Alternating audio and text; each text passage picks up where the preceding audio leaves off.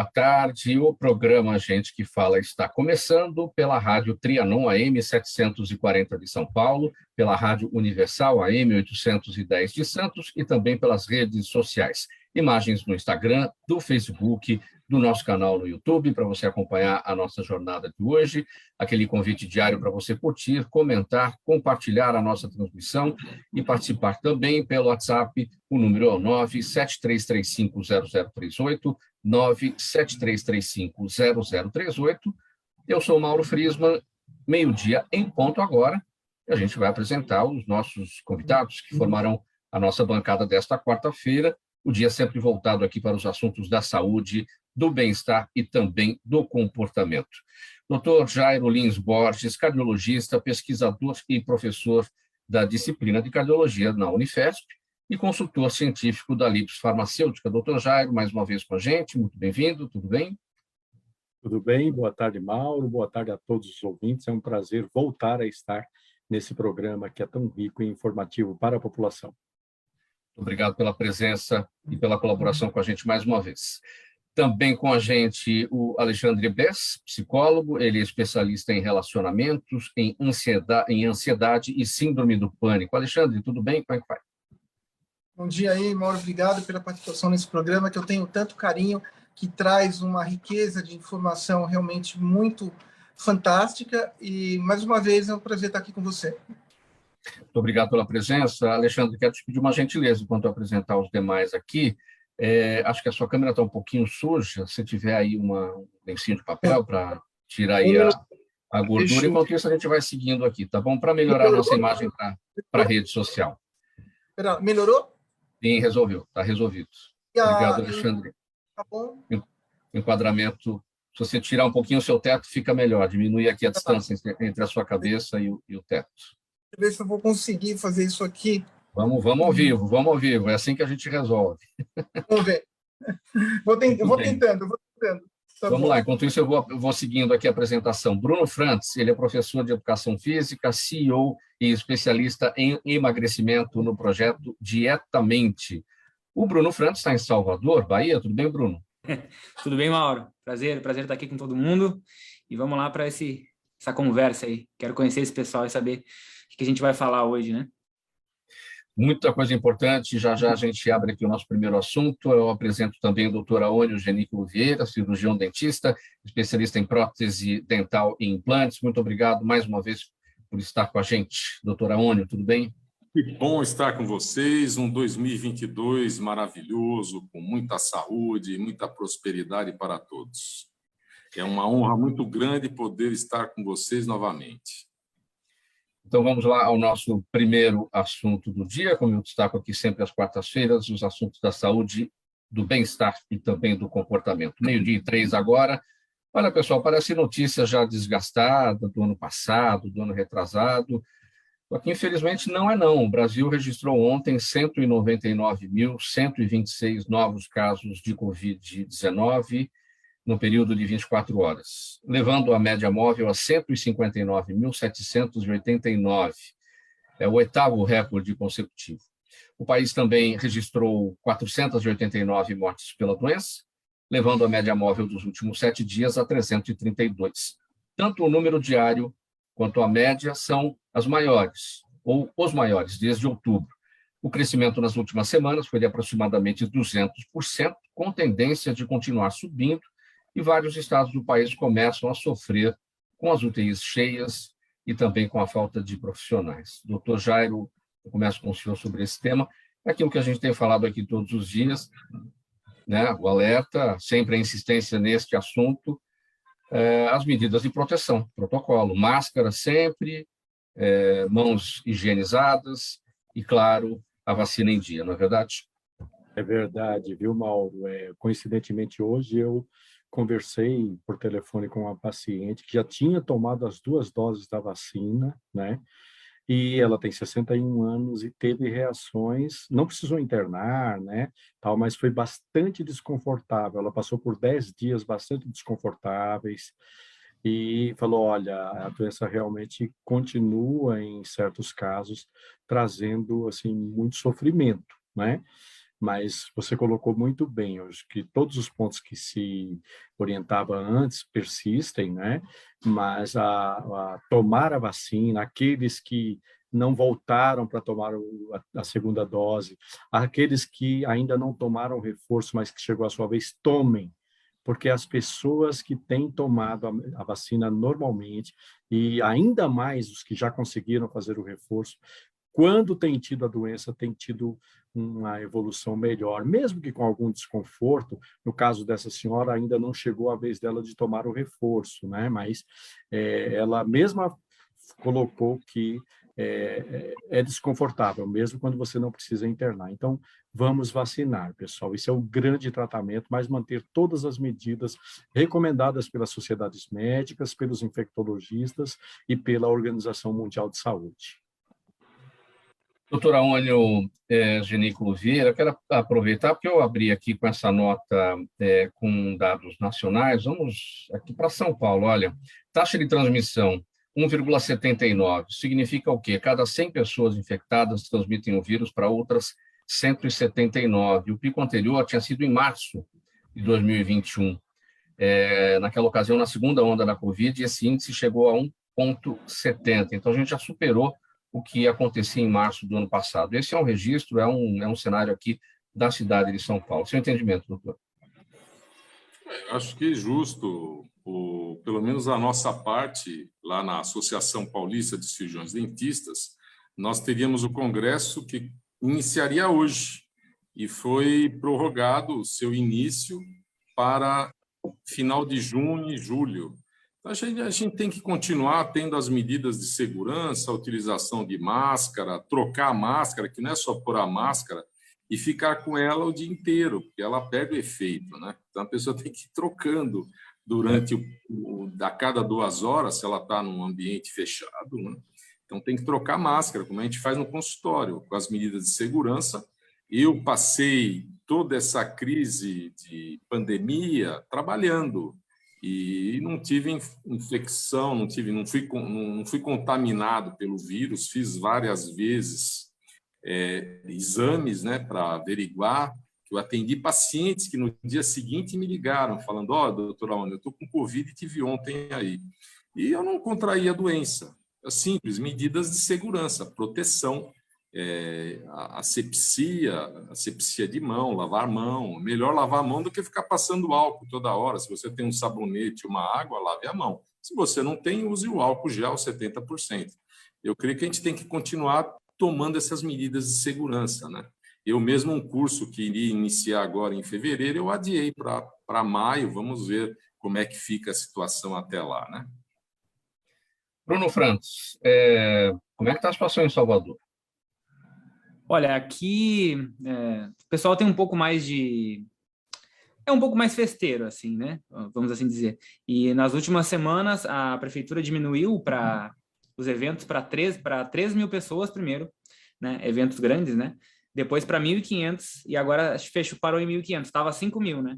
Então, aqui também tá bem complicado. E como é um lugar de muito turista, muita gente, e como é praia, as pessoas acreditam que na praia não precisa usar máscara, que não precisa, né? Eu estou andando na beira da praia, então eu acho que a salinidade ali, o salitre, ele não faz transmitir a doença. Então, o pessoal é mais relaxado, assim dizer, né? Principalmente quando está na praia. Eu acredito que em São Paulo, talvez as pessoas tenham um pouco mais de cuidado pelo fato de ser uma grande metrópole, de não ter eu tô de férias, quer saber, eu não vou usar máscara. O pessoal achou que já tinha passado e, na verdade, veio essa nova onda aí, né? Graças a Deus, poucas pessoas estão morrendo, né? Pelo que eu vi, assim, mas muita gente ainda está sendo infectada, né? Muita gente que já tomou 1, 2, 3 doses está ficando doente aí, e aí, pelo menos não está tendo o efeito tão grande assim, né? Como o doutor falou. Aí em São Paulo, eu acho que aqui, acredito que aqui em Salvador também não, mas aqui também o bicho está pegando. E as pessoas na praia, a cidade muito turística, enfim, muita gente que não é daí de Salvador, indo passar as férias por aí, evidentemente cada um curtindo aí o seu lazer, mas nos ambientes públicos, nos locais aí, nos restaurantes, nas lojas, enfim, tudo sob controle. A exigência da máscara, enfim, se não tiver, não entra, né? Faz mais ou menos uma semana, eu acredito, que aqui em Salvador foi obrigatório a apresentação, né? Em locais como restaurantes, bares, locais que tu tem que tirar a máscara para se alimentar ou para fazer alguma coisa, né? Então, mas não era obrigatório. Quando a gente fez, eu e minha esposa, a gente fez uma viagem em dezembro para o Rio de Janeiro e já lá no Rio de Janeiro estava obrigatório já, né? Início de dezembro. Aqui em Salvador ainda não estava. Se eu não me engano, isso foi agora, deve fazer uns 15 dias, mais ou menos, que virou obrigatório. Mas ainda em alguns lugares, dependendo do lugar, eles não cobram, né, a parte de cartão de vacina, enfim, né, tá mais solto, assim, né, eu vejo, aqui em Salvador, até pelo fato do turismo, de não espantar o turista, de não aumentar essa... não espalhar mais assim, né? Tipo, né? Tá horrível, né? Tá acontecendo. As pessoas estão viajando e estão viajando no meio da pandemia. Eu acho que agora o pessoal também perdeu um pouco de paciência, assim, né? De ter que usar máscara, de ter que ficar fazendo asepsia, de ter que ficar, né? E aí o pessoal meio que chutou o balde, assim, né? Uma expressão bem lá do Rio Grande do Sul, meio que chutou o balde com essa função do Covid. Aqui em Salvador, pelo menos, é o que eu tenho visto, assim, né, na rua, principalmente quando a gente mora aqui num lugar onde é muito turístico, né, que fica bem perto do Farol da Barra, então tem muita gente circulando, né, inclusive notícias de aglomeração na Barra, em Salvador, isso aí tem toda semana, tem aglomeração aqui, né, e a polícia que lute aqui para tentar afastar o pessoal, para fazer, eles ficam fazendo uma manobra bem forte, assim, para não ficar muita gente aglomerando. É porque a praia é pequena, né, aqui, a extensão de areia. Alexandre, o Bruno falou em perda de paciência, em chutar o balde, né? Eu já falo aqui até em meter o pé na jaca, como se diz aqui em São Paulo, mas assim, isso tudo tem a ver com o lado psicológico, com o lado emocional, as pessoas de fato estão cansadas, né? Mas não dá para baixar a guarda, tem que sustentar o emocional aí nesse momento. Bom, veja, Mauro, a gente está vivendo uma época pandêmica sem precedentes, até mesmo na história da medicina. É um vírus altamente ardiloso, é um vírus atmosférico, respiratório, infecto-contagioso e imunológico. Então, as pessoas têm que ter esse tipo de compreensão que esse vírus, se o vírus não te matar, o seu próprio sistema imunológico pode te matar pelas respostas, né, orgânicas que ele vai dar para combater o vírus. Então, as medidas de segurança têm que ser prolongadas ao longo do dia. Eu falaria não só lavar as mãos várias vezes ao dia, mas testa, pescoço, orelha, até o antebraço, até o cotovelo, porque você vai estar de máscara, mas a sua mão você vai estar ali manuseando você mesmo, você vai dar uma coceira, vai coçar a sua cabeça, vai coçar a sua orelha. Enfim, eu ainda acho que a gente está no período de flexibilização. E esse período de flexibilização, ele exige uma coisa que a gente chama de afastamento físico, que é diferente do isolamento social, que é diferente do distanciamento social. Então, a gente tem que manter o afastamento físico, que é o quê? Para você ir numa padaria, para você ir no correio, para você andar no shopping e não aglomerar. Esse vírus é essencialmente aglomerativo. Ele ama, porque ele fica à espreita, porque, veja, fora do organismo, o vírus não é nada. Ele precisa das suas células para viver, ele se alimenta das suas células. Então, a gente ter essa compreensão de que esse vírus pode te matar e a dinâmica de ataque dele não é padronizada, é uma dinâmica muito desencontrada, ele com ele mesmo, né? Nós somos estudantes ainda do coronavírus, tem muita coisa ainda para aprender.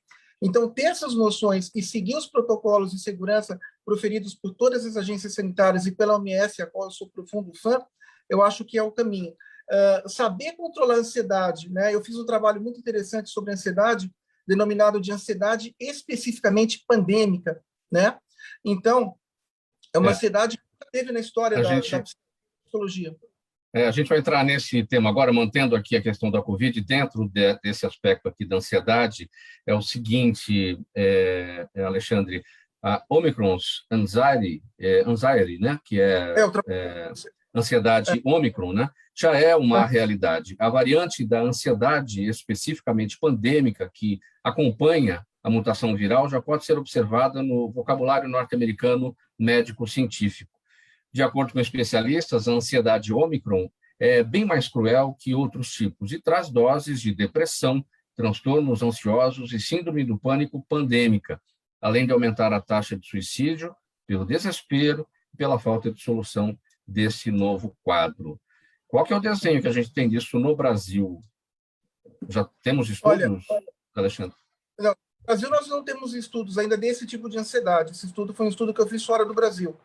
mas a gente pode ver, como o colega aí, professor de educação física falou, as pessoas estão sem paciência mesmo, e essa paciência está justamente pela falta das pessoas de ter energia de lutar contra o vírus, porque elas lutam contra o vírus, todo mundo luta contra o vírus, as pessoas que fazem os seus papéis.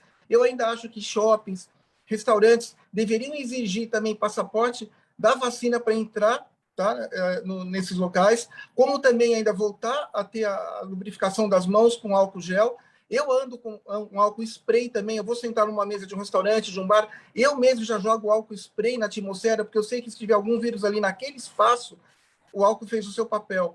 E também a limpeza dos pés. Então, a gente tem que ter todas essas providências físicas adotadas para que a ansiedade da Omicron não possa ser mais prejudicial ainda, porque nós estamos lidando com um vírus, como eu te falei, totalmente avassalador, destruidor, aonde o estresse que vem de fora, esse estresse pandêmico, provoca ansiedade pandêmica, provoca ansiedade da Omicron, e justamente vai levar as pessoas a um nível de desespero muito profundo, e essa pandemia sempre vai ficar numa questão sanfona.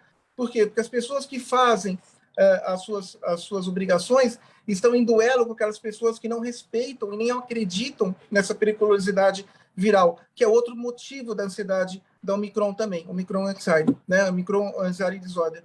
Então, tanto a ansiedade, especialmente pandêmica, que surgiu lá em 2020, onde eu tenho acompanhado a saúde mental, eu trabalho também nos Estados Unidos, então, veja, a gente tem feito um trabalho de acompanhamento e nunca na história da psicologia e da psiquiatria clínica houveram tantas nomenclaturas mentais diferenciadas por causa e aparecimentos, né, de nomenclaturas mentais por causa da pandemia. Qual que é o limite, Alexandre, para não se chegar nessa ansiedade? Porque, assim, a gente sabe que os cuidados precisam ser tomados, a gente acabou de destacar aqui quais são os protocolos, mas para não entrar no pânico, para não entrar na paranoia, para não entrar em desespero e não cair nesse quadro. Bom, a primeira medida, indubitavelmente, é se afastar de fake news, especialmente as fake news pandêmicas, né? A segunda medida é ter conscientização que quando você segue os protocolos de saúde proferidos pelas agências sanitárias, pela Anvisa, ou por qualquer outra agência sanitária que comande ali o seu país, o seu estado, a sua região, e a OMS, automaticamente a sua taxa de ansiedade vai diminuir, porque você está seguindo uma orientação de cautela e de prevenção. Então, isso dá uma diminuição de 30% a 40% no fator ansioso que poderia estar dominando o seu aparelho mental. Seguindo isso, e se você realmente seguir aquilo que lhe foi ali oferecido como medida de segurança, a sua ansiedade vai abaixar um pouquinho mais. Para as pessoas que têm ansiedade e pânico, eu posso te garantir, Mauro, a você, todos os nossos ouvintes aí da Rádio Trianon, essa pandemia foi totalmente fatal dentro do ponto de vista da saúde mental, sem contar os milhões de mortes.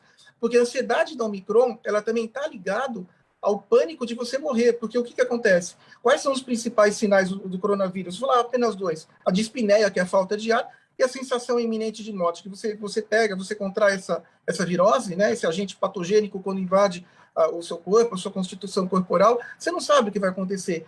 Então, quando você tem um sintoma de falta de ar e você tem ali aquela sensação iminente de morte, você está lidando com os principais e mais importantes negativos sintomas da síndrome do pânico.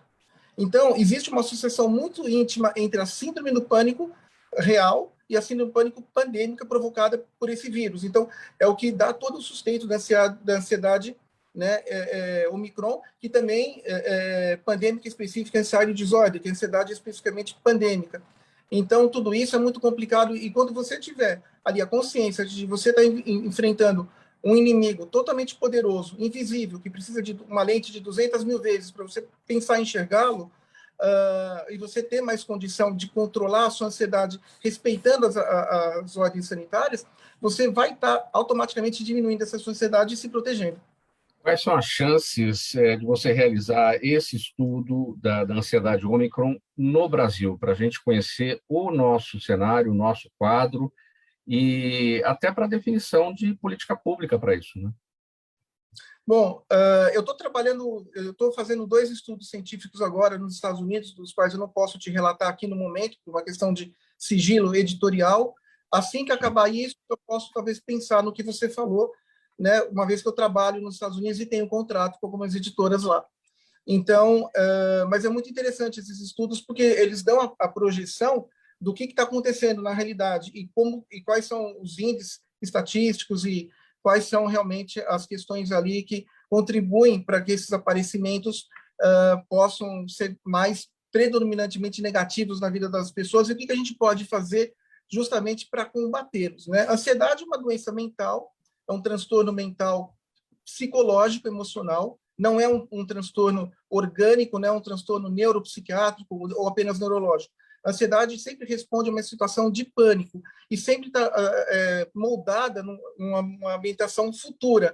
Veja, você vai ter uma entrevista, você vai ter um exame de faculdade na quinta, na sexta-feira, você fica ansioso porque você vai ter um evento, um casamento, não importa. Seja um evento positivo ou negativo, não importa. Você tem um evento. Acabou esse evento, a sua ansiedade desaparece. Na pandemia, a sua ansiedade não desaparece, porque ela é nutrida pelo estresse pandêmico que vem de fora. Lembrando que o estresse é tudo aquilo que vem de fora do meio externo para o meio interno, que é a nossa mente, né? A ansiedade é uma coisa, o estresse é outra, mas uma provoca o outro. Então, a gente podendo estar mais controlado, se afastando de fake news, não vendo notícias o tempo inteiro, selecionando o que você pode fazer, sempre sempre procurando ali informações precisas, vindas de médicos, vindas de jornalistas como vocês e outras pessoas mais, né? Eu acho que o corpo jornalístico brasileiro está de parabéns na cobertura dessa pandemia, tem todo o meu respeito, como os agentes da saúde também ali que estão enfrentando esse vírus. Eu acho que tudo isso pode contribuir para que a pessoa fique mais sossegada e, evidentemente, acreditar nas vacinas. Se hoje nós estamos tendo menos mortes, apesar que está subindo um pouco mais, é por causa realmente das vacinas, né? A gente não sabe se o Omicron vai ser a última variante. Seria o ideal que fosse, para que o vírus realmente a gente possa combatê-lo e conviver com ele, porque o vírus ele quer ficar aqui, o vírus não quer ir embora, então ele quer ficar. Então, será que a Omicron é a evolução máxima desse vírus? Eu acho que não dá para responder isso ainda. Doutor Jairo Borges, quais são os efeitos sobre o coração disso tudo, dessa ansiedade, daqueles que não conseguem ter o domínio de todo esse quadro? Essa pergunta é bastante interessante, né? Eu vou sair um pouquinho aqui da esfera do Covid para trazer uma informação mais geral, mas a gente pode falar um pouquinho também sobre o eventual impacto da Covid sobre o coração. Eu te diria o seguinte, Mauro, que assim, quando você considera os fatores de risco cardiovasculares, né, a gente divide em dois grandes grupos. Os chamados fatores de risco maiores ou independentes, que fazem o estrago por si só, não precisam de ninguém para completar, né, o estrago, e que se combinam frequentemente entre si para trazer problemas, né?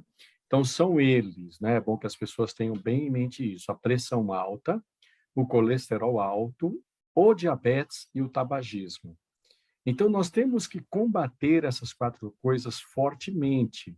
E, especificamente em relação à hipertensão, ao colesterol e ao diabetes, hoje nós dispomos de medicações que funcionam fortemente para reduzir o risco de complicações como morte, como infarto, como acidente vascular cerebral, desenvolvimento de insuficiência cardíaca, fibrilação atrial, que é uma arritmia muito complexa. E aí nós temos os chamados fatores de risco menores, que não são menos importantes, mas que eles dependem dos maiores para provocar mais estragos.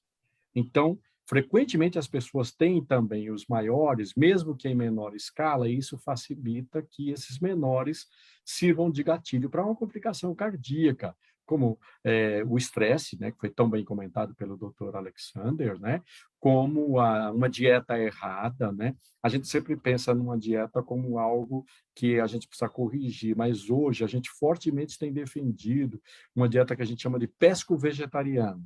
Tá? Então, uma dieta baseada em grãos naturais e uma dieta fortemente baseada em verduras, legumes, frutas e, preferencialmente, em peixe, em detrimento da carne vermelha, por exemplo. E o próprio abandono do tabagismo, que embora é um fator de risco maior, mas também entra como algo ligado ao estilo de vida e o não abuso de álcool. E, recentemente, nós tivemos a publicação de um dado muito interessante da Federação Mundial do Coração, na World Heart Federation, sugerindo que nós devemos, quanto possível, evitar o álcool, né? Deixar o uso do álcool apenas para situações ocasionais, uma comemoração, alguma coisa assim, porque o uso do álcool, além de poder levar ao vício, né? E ele também traz uma série de consequências que a gente até, por vezes, desconhece. Até mesmo, por exemplo, o câncer de mama pode estar ligado ao consumo de álcool, né?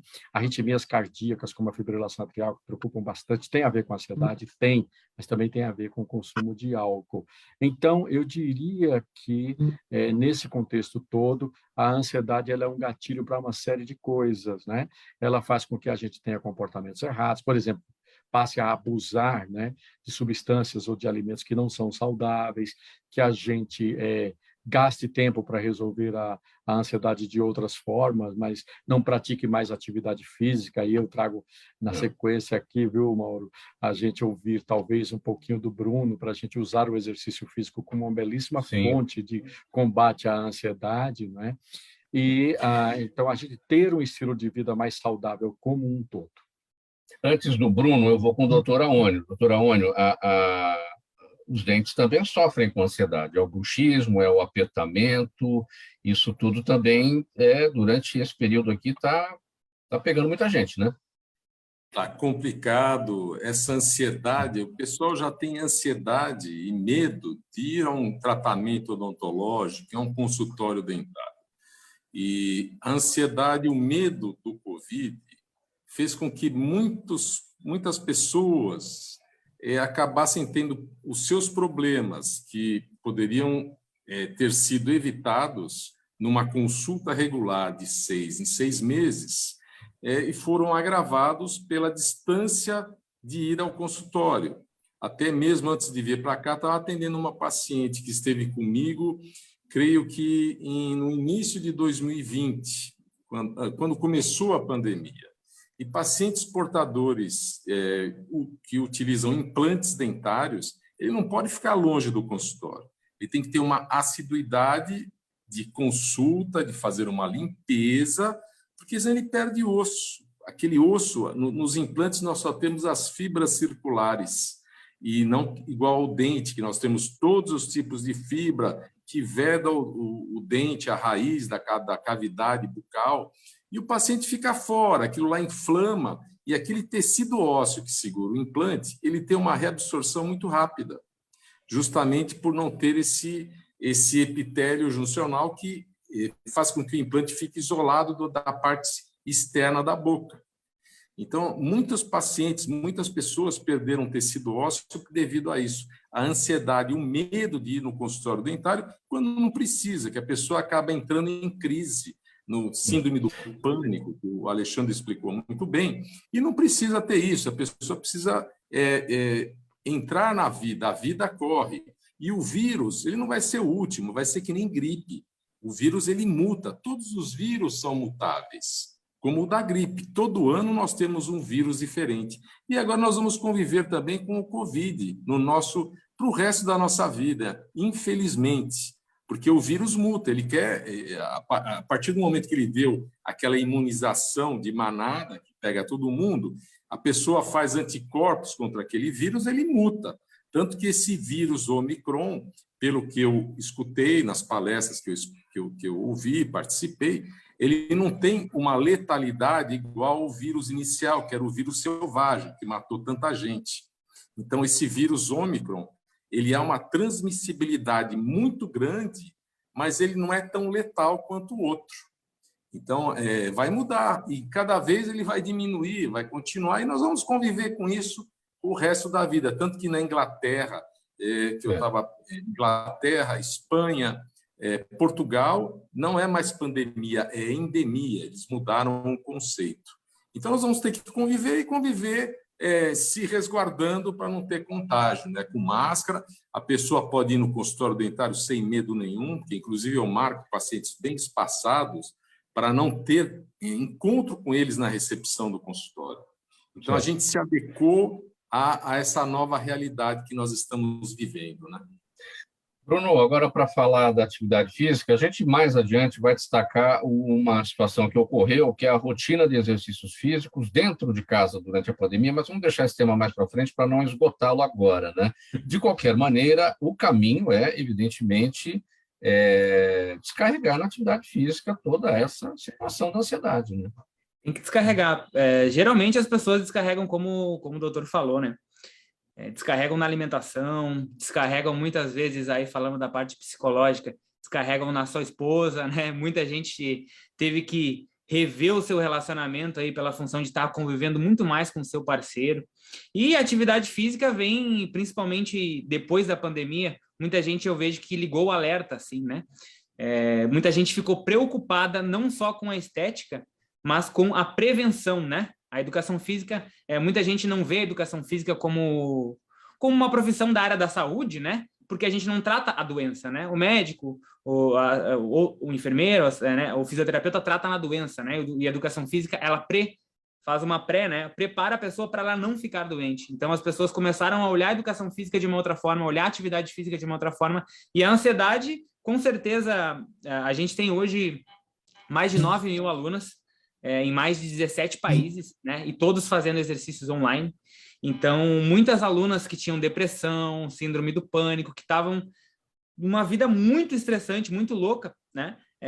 Principalmente com essa função da pandemia, conseguiram até parar de tomar remédio, né? Claro que com orientação do médico, em função de fazer exercício, e exercícios de alta intensidade e de curta duração, né? Não exercícios de longa duração, né? Que, como o exercício é de alta intensidade, a gente consegue liberar mais energia, né? Diferente de você fazer uma caminhada, por exemplo, né? Como a gente tem a sensação de cansaço é maior, a gente consegue, termina o exercício assim e dá aquela, sabe? Aquela liberada, assim. Então, o exercício físico tem que fazer parte hoje em dia, né? Ainda mais depois da pandemia, tem que fazer parte também da prevenção, né? Tá com uma saúde blindada para que você consiga aí conviver com todos esses vírus e todas essas mutações que estão para vir aí também, né? Que eu acredito que não vai parar. A gente tem que aceitar isso aí agora, essa nova realidade, né? Muito bem, 29 minutos para 1 da tarde agora. Programa Gente que Fala, edição de quarta-feira, com os assuntos da saúde, do bem-estar e do comportamento. Agora um intervalo rápido e a gente volta na sequência aqui com mais conversa, com mais assuntos. Até já. Toda ação estratégica de sucesso tem um componente fundamental, um instituto de pesquisas ético, rápido e preciso. Afinal, é ele que vai fornecer informação confiável, sem achismos e palpites. E isso, numa época de mudanças rápidas e repentinas, é fator crítico de sucesso. A Orbis é um instituto de pesquisas que une precisão e confiabilidade estatística com a mais alta tecnologia de pesquisas do mercado. Tem inteligência artificial, robótica, big data, entre outros recursos, para que você tenha uma informação correta, confiável, com o menor custo e no menor tempo possível. Na sua próxima ação, seja ela corporativa ou política, comece pela Orbis, porque com a informação correta você vai mais longe, mais rápido e com mais segurança. Faltando 28 minutos para 1 da tarde agora, dada a mensagem aqui do apoiador do programa Gente que Fala, estamos de volta. Edição de quarta-feira com os assuntos da saúde, do bem-estar e do comportamento, pela Rádio Trianon AM 740 São Paulo, Universal AM 810 Santos e também pelas redes sociais. Dr. Jairo Borges, olha, 2022 começou com uma onda de calor atingindo o sul do país e outras regiões também. Aqui em São Paulo, os termômetros subiram rapidamente nos últimos dias e os efeitos dessa alteração brusca de temperatura são bem conhecidos e podem impactar diretamente o sistema cardiovascular, aumentando o risco de doenças e também da taxa de mortalidade por problemas cardíacos e condições como o AVC, o acidente vascular cerebral, infarto e síndrome coronária aguda. Interessante que são sempre os extremos, né? Não é só o calor, o frio em excesso também, né? Então, bom, estamos no calor. O que a gente tem que fazer para se proteger disso tudo? É muito importante, Mauro, e você começou destacando essa questão dos extremos, né? O excesso de frio é nocivo para o sistema cardiovascular, o excesso de calor também. São situações diferentes, né? No frio, por exemplo, a gente precisa aumentar a quantidade de remédio para pressão alta, né? E fica mais difícil para as pessoas saírem e fazer exercício lá fora, né? Porque está muito frio nos lugares como a região sudeste e principalmente sul do país, aonde é mais difícil a gente fazer exercício ao ar livre, né? Mas o calor, especificamente, que é o que nós estamos vivendo agora, ele requer alguns cuidados. Primeiro, é uma hidratação adequada, né? Segundo, evitar a exposição ao sol, especialmente nas horas mais quentes do dia, quer dizer, preferir, por exemplo, atividade física cedinho ou no final da tarde, não é? E utilizar a medicação corretamente, mas estar em contato com o médico, porque aqui vai acontecer o contrário, né? No frio você tem o que a gente chama de vasoconstrição, quer dizer, as artérias tendem a fechar e dificultar a passagem do sangue, o que aumenta a pressão arterial. No caso, aqui no verão, nós vamos ter o contrário, né? Nós temos uma vasodilatação, quer dizer, as artérias abrem, a pressão pode cair e aí a gente pode precisar diminuir, inclusive, a quantidade de medicamentos que a gente usa para tratar a hipertensão, mas isso tem que ser feito sempre pelo médico, tá? O paciente não pode tomar a iniciativa de, por conta própria, mudar a medicação. Mas alguns cuidados, como manter-se hidratado, não é? E evitar, especialmente as pessoas mais idosas ou propensas ao risco de pressão baixa, né? Evitar levantar bruscamente, né? Seja quando acorda ou se precisa ir ao banheiro de madrugada, ou mesmo depois de uma refeição. Quando a gente se alimenta, né, naquele momento que sucede à refeição, a pressão tende a cair, tá? Então, muito cuidado. A maior preocupação é essa. A desidratação também pode forçar o rim. Então, o risco cardiovascular ele existe no inverno, mas ele existe também no verão, e alguns cuidados, como os que nós estamos comentando aqui, são muito importantes para a gente buscar reequilibrar o organismo, não só em relação aos fenômenos da natureza, quanto também ao uso correto e adequado da medicação. Em relação ao medicamento para tratar colesterol, né, as estatinas, a ezetimiba, e aos remédios para diabetes, normalmente não há maior problema. De fato, o calor, assim como o frio, tem mais implicação ou tem mais implicância, digamos assim, com a medicação e o controle da pressão arterial.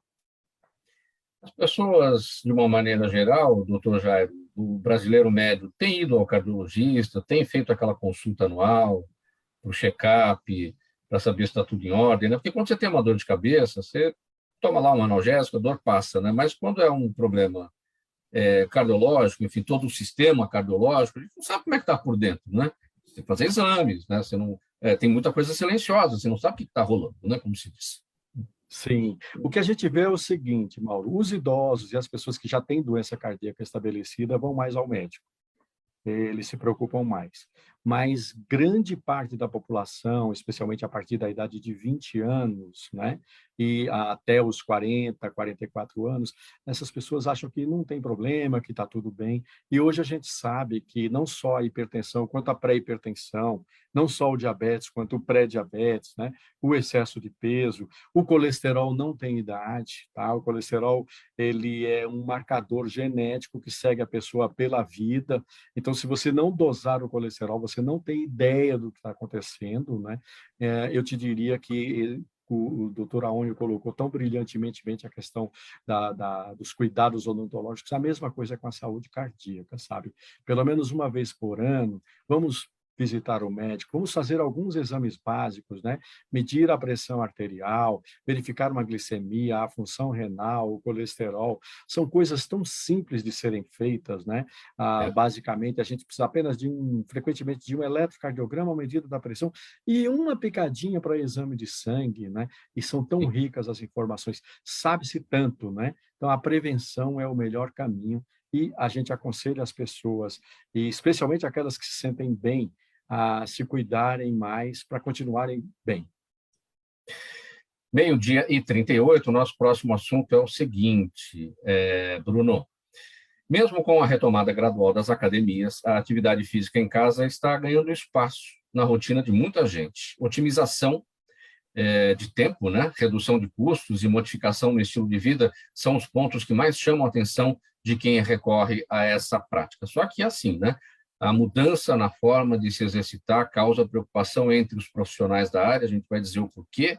E, afinal, Bruno, é possível emagrecer praticando atividade física em casa? Mas aquele primeiro ponto, essa forma de se exercitar tem causado preocupação, porque as pessoas em casa, né, provavelmente não estão fazendo as coisas muito certas, né, sozinhas, sem orientação do profissional.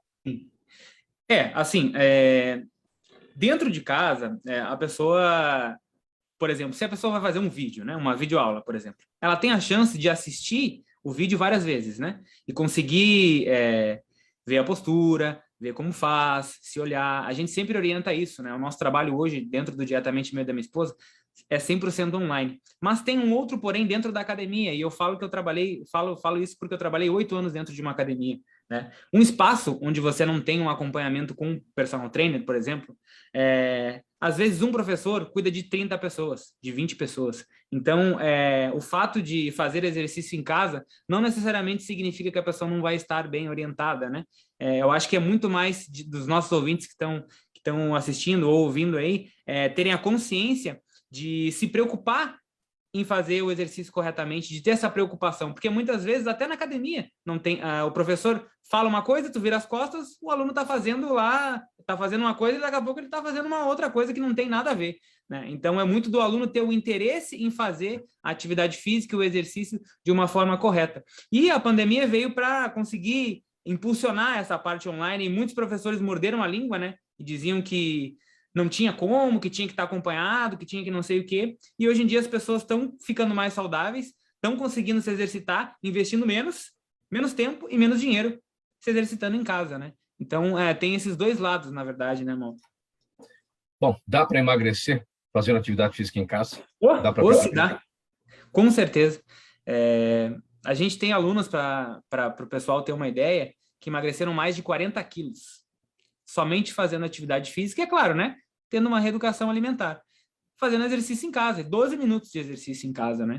Então, a gente tem milhares de resultados todos os dias. A gente tem uma comunidade no Facebook lá que tem quase 6.000 alunas que participam ativamente. Então, é muita gente, principalmente mulheres, né? Que são donas de casa, que tem que cuidar dos filhos, que não precisa, hoje não precisam mais sair de casa, né? Tá arriscando a sua saúde, a saúde da sua família, para fazer atividade física, né? E tendo que investir aí 12 minutos por dia, 15 minutos, 20 minutos, não tendo que fazer 1 hora de atividade física, que muitas vezes a pessoa não tem... Pô, eu tô começando, né? O que é mais fácil fazer? 1 hora de atividade física ou 12 minutos? É muito mais fácil a gente começar pequeno e aos poucos aumentando isso e fazendo mais atividades. Vou tentar fazer uma comparação aqui, uma relação. No dia a dia das empresas, do mercado corporativo, as pessoas que foram para o home office, o que se diz é que muitas passaram a trabalhar melhor, tiveram um ganho de produtividade, uma coisa superior do que acontecia dentro do próprio escritório. Isso também acontece para a atividade física. Tem gente que ia para a academia e não rendia, em casa é que a coisa começou a dar certo. A academia tem um fator muito interessante, que é o fator social, né? Que é o fator de relacionamento. Muitas academias ainda sobrevivem hoje, aí vai uma crítica construtiva em cima das academias, sobrevivem pelo fato da academia ser um lugar social e não um lugar de resultados. E dentro do nosso programa, dentro da nossa empresa, a gente preza muito pelo resultado, né? Então, muita gente, às vezes, é o que a gente fala aqui, né? Pô, o que você precisa? Pegar o celular, colocar na sua frente e fazer. Não vai ter ninguém ali te atrapalhando, né? Aí você tem que revezar o aparelho, tem que trocar, aí grita, chama o professor, aí vai não sei o quê, aí vai para lá, aí encontra a amiguinha, aí já para de fazer, aí já conversa, aí faz a fofoquinha. Então, hoje em dia é muito mais simples e muito mais direto, né? Você fazer atividade física em casa, porque daí você tá com hiperfoco ali. Vou fazer atividade física, vou treinar, eu treinar agora, acabou o treino, deu. Aí eu vou conversar, eu vou ficar no WhatsApp. Mas pode ser uma rede social também, né? O seu aluno que te acompanha online também pode ter troca de ideias com outros alunos seus. Sim. Existe uma comunidade, né? Existe uma comunidade no Facebook onde o pessoal posta vídeos, posta fotos, posta motivação. É uma grande comunidade, né? Que a gente tem desde 2017, que a gente começou com esse trabalho online muito antes de começar a pandemia. Eu e minha esposa, a gente já desenvolveu esse trabalho 100% online, né? A gente vive do mercado digital, que hoje é uma coisa bem nova no Brasil, né? Ainda muito recente, desde 2017 que a gente trabalha só com esse segmento, né? Não trabalha mais em academia, enfim, praça, nada, só com o meio online. E o público vai, digamos, dos 8 aos 80 anos? Nós temos alunas com 68 anos, se eu não me engano, é a aluna com a nossa maioridade. Se eu não me engano, ela já emagreceu uns 20 quilos, essa aí, com 68 anos. Então, não tem idade, né? Hoje em dia, Agora, entrando na parte psicológica, assim, eu vejo que é muito limitação, né, da pessoa. Claro que com o tempo a gente vai diminuindo algumas coisas, vai perdendo massa muscular, vai, né? O nosso corpo muda depois da idade. Mas é muito mais o velho de antigamente é diferente do velho de hoje, né? Falando assim, quando eu tinha, por exemplo, quando eu tinha 5 anos, eu achava que quando eu tivesse 30 anos, que não, hoje eu tenho 31, eu achei que eu já ia estar velho, né? Então, hoje em dia, uma pessoa para chamar de velho, ela tem que estar com 90 anos, né? E antigamente, com 50 anos, tu já era um velho, né? Então, o velho está diferente hoje, né? E eu acredito que cada vez mais isso vai acontecer com a educação, com a parte de, principalmente da educação física, né? Das pessoas se conscientizarem em começar a fazer atividade física lá no início, lá na infância, lá no começo. A gente vai ter uma... Não que a gente vá viver mais tempo, mas vai viver mais tempo e melhor, né? Vai viver mais tempo e melhor. Vai ter uma vida mais saudável e melhor. Né? E não durar mais tempo. Mas, tipo assim, tá com 60 anos e tá voando, né? Tá correndo uma maratona, tá fazendo sua atividade todo dia de manhã, não tá com nenhuma dor no corpo, não tá com nenhum problema de saúde grave, né? Isso vai fazer toda a diferença o que a gente vem fazendo hoje, né? Pro futuro idoso, por exemplo, que sou eu, né? Daqui, sei lá, 30 anos. Você tocou num ponto importante, né? Ser velho é estar... É o que está na cabeça, né? Antigamente, né? Uma pessoa de 50 ou menos do que isso já era uma pessoa velha e hoje Era não... velho. Enfim, é o lado psicológico também, não é, Alexandre? Como é que é possível se sentir mais novo com idade? Bom, Mauro, é verdade. O que a gente tem que ter em mente são as energias psicológicas. Quando a gente fala em energia psicológica, a gente fala em motivação, em dedicação, em criatividade, em habilidade e capacidade. Porém, elas não podem ter as influências da ansiedade e da depressão ou mesmo do estresse. Para combater isso, a psicoterapia, ansiolíticos para diminuir os fatores ansiosos e, para quem tem depressão, as medicações. A academia é extremamente importante. Eu posso te falar isso como ex-atleta que eu sou.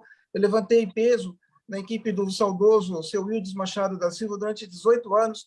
Pude, assim, ter a oportunidade de treinar com os melhores do Brasil em levantamento de peso, que era o esporte que eu fazia, e como era importante, e como eu me sentia, e como eu me sinto mal até hoje quando eu não treino, né? Eu não consigo treinar com máscara, eu sou super a favor das máscaras, e falo para todo mundo usar corretamente, higienizar as mãos antes de pegar as máscaras. Porém, eu montei uma academia dentro da minha casa. Além da academia que eu tenho no condomínio, eu montei uma dentro da minha casa, para ficar mais seguro. Então, e como é importante, e como a academia ela funciona com um efeito terapêutico fantástico contra as depressões, contra a ansiedade, contra essa própria situação, né, de distanciamento social que a gente está vivendo. Muitas pessoas ainda estão praticando o distanciamento social, ou seja, ficando em casa, e eu acho que a academia é importantíssima nesse sentido para te dar motivação. Agora, se você não tiver motivação para treinar, não adianta. Você pode ter a melhor academia do mundo, você pode ter o melhor personal trainer do mundo, você não treina. E eu vejo por conta própria, assim, porque como ex-halterofilista, como esse esporte me ajudou na vida, até mesmo para eu combater a síndrome do pânico, a qual eu fui o primeiro paciente no Brasil. E por isso que eu fui me especializar em saúde mental e fui estudar na Califórnia ansiedade e síndrome do pânico. Então, eu era cometido por uma doença da qual não existia diagnóstico. Eu era internado no hospital constantemente, ao longo da minha adolescência, evidentemente. Eles estão falando de alguns anos, 25 anos atrás, por aí.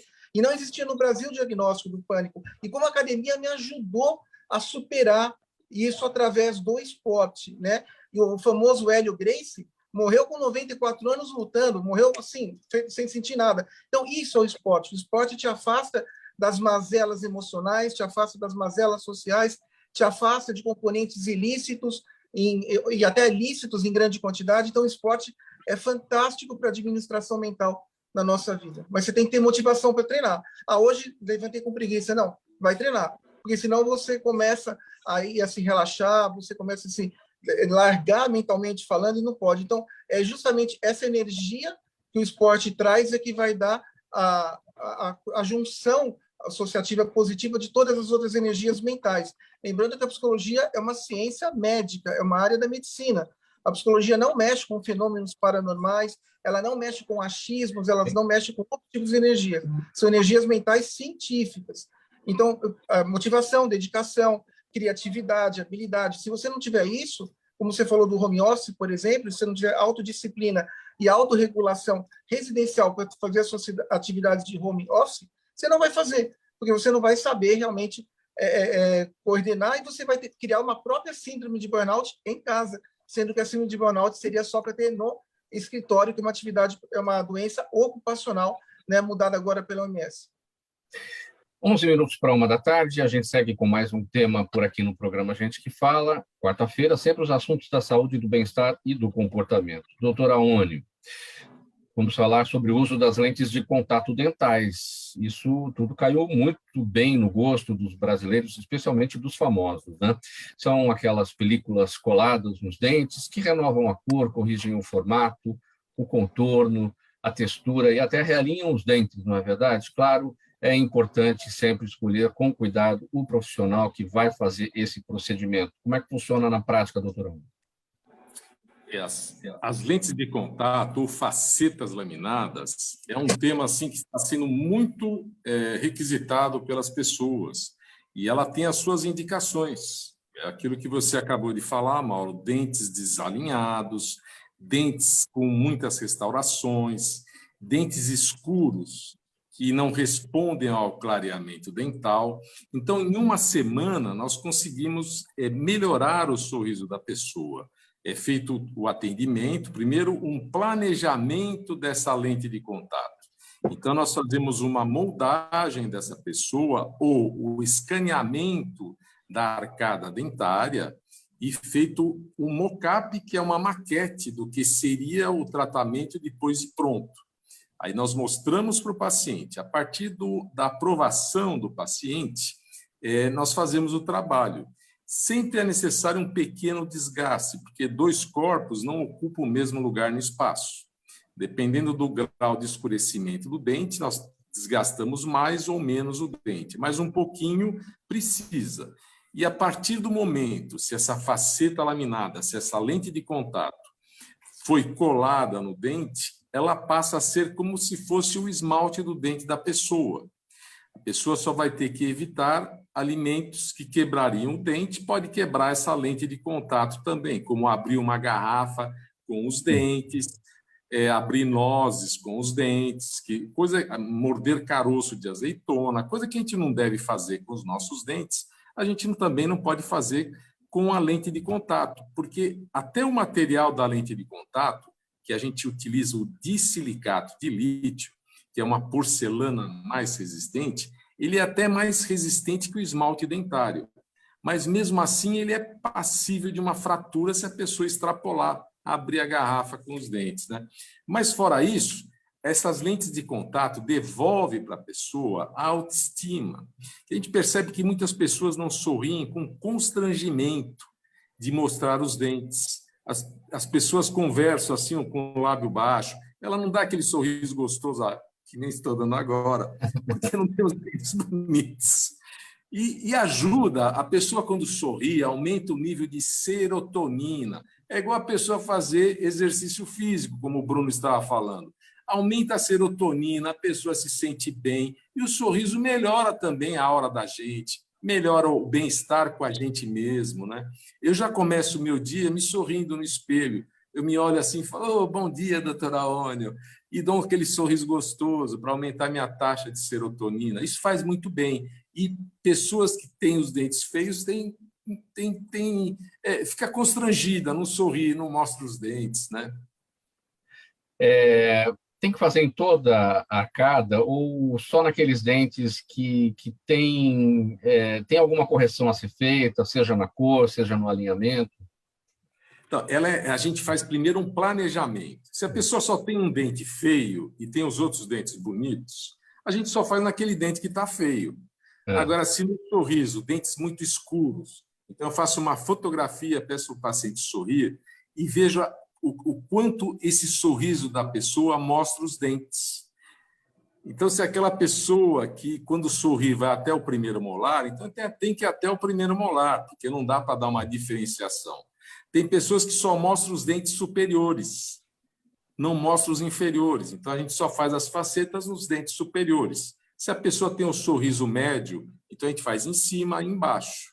e passa para o paciente. Esse mock-up, que é esse estudo, essa maquete que nós fazemos antes de fazer o tratamento, e nós Sim. vemos isso. O ganhador da Mega Sena, ele mostra todos os dentes, né? Esse precisa fazer tudo. Esse ganhou, aí está dando risada sozinho, né? É bom. Não é? Não ia perder a piada aqui, doutor Aônio. Vamos lá, olha, perguntas da nossa audiência, eu começo com você está com a palavra. Eduardo Carvalho está no Instagram e pergunta como a odontologia pode ajudar na recuperação do olfato e do paladar para aqueles que perderam por conta da Covid-19.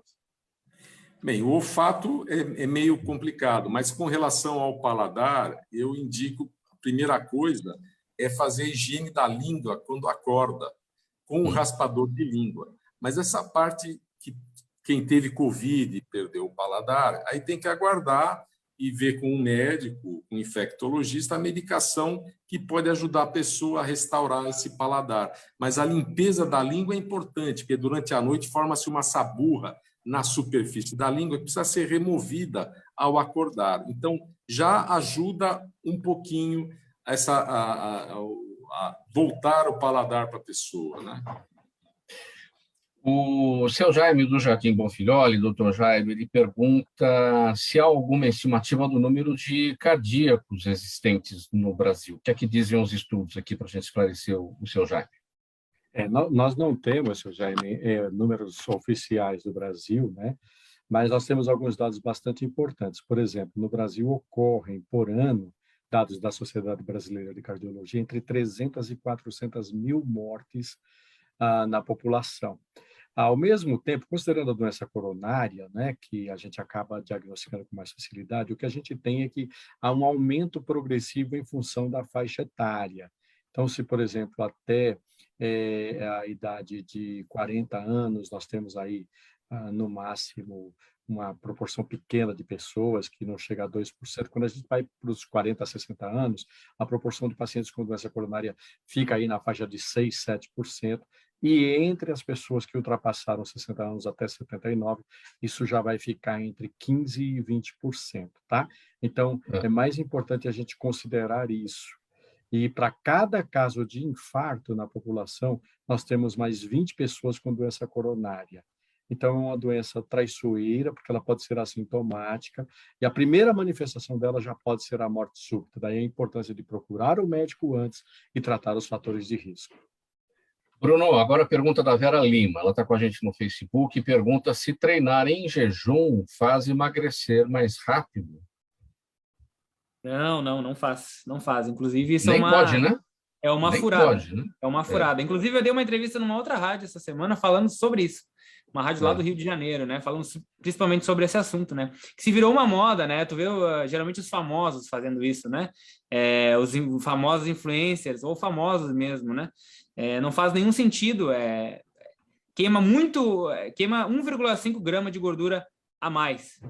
Então, ou seja, é praticamente nada, né? E aí arrisca a pessoa a ter tontura, a ter um desmaio, a se machucar, mal, né? a não ter energia, a ter dor de cabeça. Então, são vários malefícios, são muito mais malefícios do que benefícios de fazer exercício em jejum. Então, sempre muito bem alimentada, pelo menos se for fazer uma atividade física pela manhã, se alimentar uns 30 minutinhos antes, 20 minutinhos antes, uma coisinha bem leve, uma fruta, né, uma castanha, uma coisinha leve, ou se você tem um tempo, né, pelo menos 1h30, faça uma boa refeição, sempre treinando bem alimentado, fazendo atividade física bem alimentado, nada de fazer nada em jejum.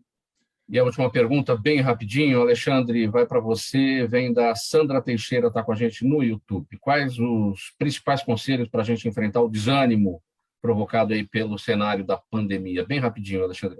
Bom, um abraço para a Sandra. Eu falaria para a gente fazer as coisas que nós gostamos, com responsabilidade, com integridade, valorizar o que nós conseguimos fazer até o momento e queremos fazer, manter os nossos planos, manter os nossos projetos e não desanimar. Continuar sempre numa toada crescente e mirando, tendo foco, objetivo e mirando o seu sucesso naquilo que você quer conseguir. Realmente não deixar a depressão, especialmente a depressão exógena, que é aquela que vem de fora para dentro, que é a depressão pandêmica, que é a depressão psicológica, dominar o seu aparelho mental. Vamos para as despedidas. O Alexandre está com a palavra. Bem rapidinho, sua mensagem final e os seus canais, Alexandre. Agradeço a você, Mauro, agradeço todo o pessoal da Gente que Fala, a todo o pessoal da produção. Acho que a entrevista foi de extrema qualidade. Um abraço aí a todos os participantes, falaram muito bem, cada um aí no seu assunto, e a todos os nossos ouvintes. Agradeço mais uma vez a participação. Eu vou deixar o meu Instagram, que tem tudo lá, está como Alexander Bess Oficial. Obrigado. Muito bem. Doutor Jairo, sua despedida muito rapidinho, seus canais. Parabéns, Mauro, a você e a todas as pessoas que participaram, porque informação sobre saúde é sempre muito bem-vinda. Obrigado. Seus canais, doutor Jairo? Eu trabalho com a Universidade Federal de São Paulo, então é diretamente com a cardiologia da universidade, tá? Tá bem, não temos as redes sociais, então. Bruno, suas palavras finais e seus canais. Show de bola. Muito obrigado pelo convite aí, Mauro. Muito obrigado a todos os participantes. E quem quiser nos acompanhar nas redes sociais, no YouTube é Dietamente e no Instagram é dieta.mente também. Se você quiser saber mais sobre os nossos programas, você acessa o site www.dietamente.com.br. Doutora Aônio? aonivieira.com.br, o site doutor_Aônio Vieira, no Instagram e no Facebook, doutor Aônio Vieira. Agradeço a oportunidade de poder ter compartilhado com vocês esse período que nós ficamos juntos. Um grande abraço a todos. Muito obrigado a todos. Em nome da equipe do programa Gente que Fala, termina aqui essa edição de quarta-feira, sempre com os assuntos da saúde, do bem-estar e do comportamento. O cardiologista Dr. Jairo Lins Borges, o psicólogo Alexandre Bess, o professor de educação física Bruno Frantz e o cirurgião dentista Dr. Aônio Genícolo Vieira. Olha, pessoal, na mesa de som com a gente hoje, o Neildo Neres e o Isaac Barros. Valeu, Neildo, valeu, Isaac. Sérgio Souza, de férias, é o gerente técnico da Rádio Trianon. Apresentação minha, Mauro Frisman. Pauta e redação do Pedro Schiavon. Zenilda Salvato, nossa diretora de produção. Jornalista Fausto Camunha, nosso diretor-geral. E você, ouvinte, você, espectador, nas redes sociais, a razão da nossa presença aqui todos os dias. Chegando na programação da Trianon agora, o musical Trianon vai até às 18h. Na sequência, o Radar Paulista com o Renato Albuquerque. Antes disso tudo, a repórter Débora Mendonça traz as informações do trânsito ao vivo para você que está aí de carro pelas ruas e avenidas em São Paulo. Boa tarde para todo mundo. 1 e 1. Tchau, tchau.